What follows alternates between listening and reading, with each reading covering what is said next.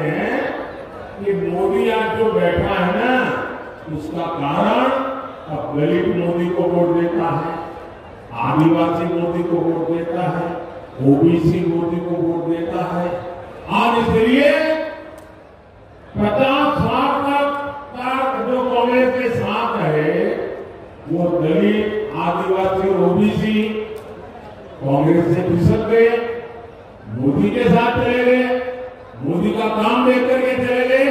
तो अब उनको लगता है कि अब दलितों को, आदिवासियों को, ओबीसी को सजा करे, और उनके पास जो सबसे बड़ा हथियार है आरक्षण का, वो लूट लें और मुसलमानों को खुश करें धर्म के आधार पर, ये आरक्षण उनको दे दें ताकि उनकी वोट बैंक की राजनीति चलती रहे।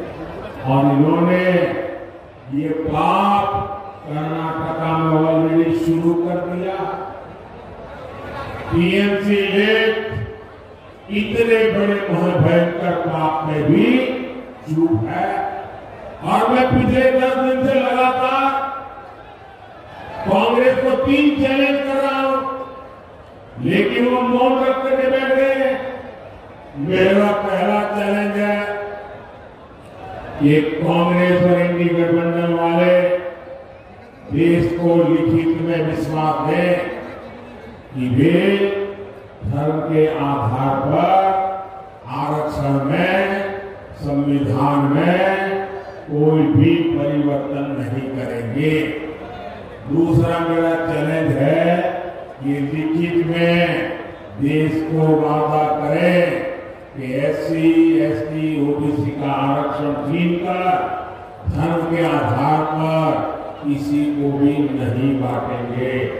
मेरा तीसरा चैलेंज है वो लिखित में दे, जहां इनकी राज्य सरकारें हैं वहां ओबीसी का कोटा काट करके धर्म के आधार पर मुसलमानों को आरक्षण नहीं दिया जाएगा। मेरी 3 साफ-साफ मांग है, मेरी चुनौती है उनको, मेरी चैलेंज है। 10 दिन हो गए, मुंह पे ताला लगा करके बैठ गए हैं और पैर कांपने लगे हैं, जवाब क्या दे। और इसलिए देश के हर एससी, एसटी, ओबीसी को ये इंडी गठबंधन के इरादों से सावधान रहना है। ये आपको सजा देने के मूड में है, आपके पास जो है वो लूटने के मूड में है। साथियों, मोदी जिंदा है ना, तब तक मैं लूटने नहीं। मेरे दलित, आदिवासी, ओबीसी भाई खुद पे विश्वास करें, मोदी जिंदा है, वो आपका हक की एक भी चीज लूटने नहीं देंगे। साथियों, मामला साक्षी है कि कांग्रेस ने धर्म के आधार पर देश को विभाजन किया। पड़ोसी देशों में जो हिंदू, बौद्ध, जैन, ईसाई, पारसी, ये सारे अल्पसंख्यक वहां पर रहते थे, तब उनको संरक्षण देने का वादा किया है। 1947 में वादा हुआ है, उस वादे को निभाने के लिए आज 75 साल तक काम नहीं हुआ।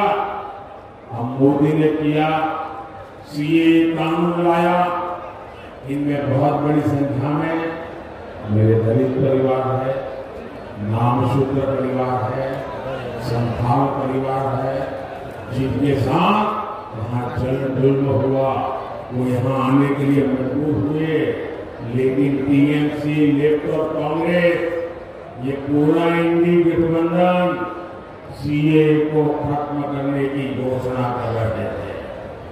आप सावधान रहिए, ये अपने वोट बैंक को खुश करने के लिए किसी भी हद तक जा सकते हैं।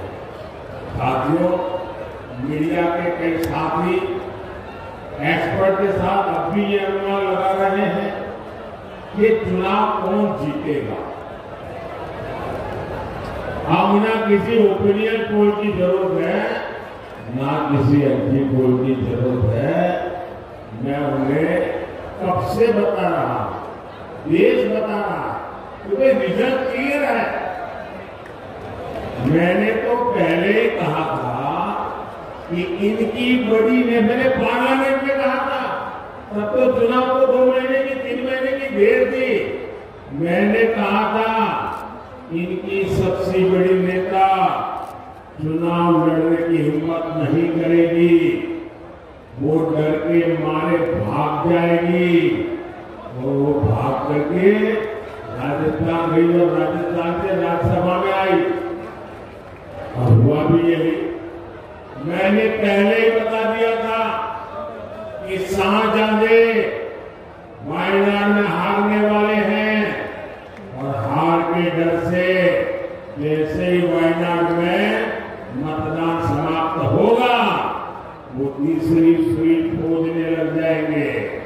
और अब दूसरी सीट पर भी उनके सारे चेले चपाटे कह रहे थे अमेठी आएंगे, लेकिन अमेठी से भी इतना डर गए वहां से भागकर अब रायबरेली में खोज रहे रास्ता।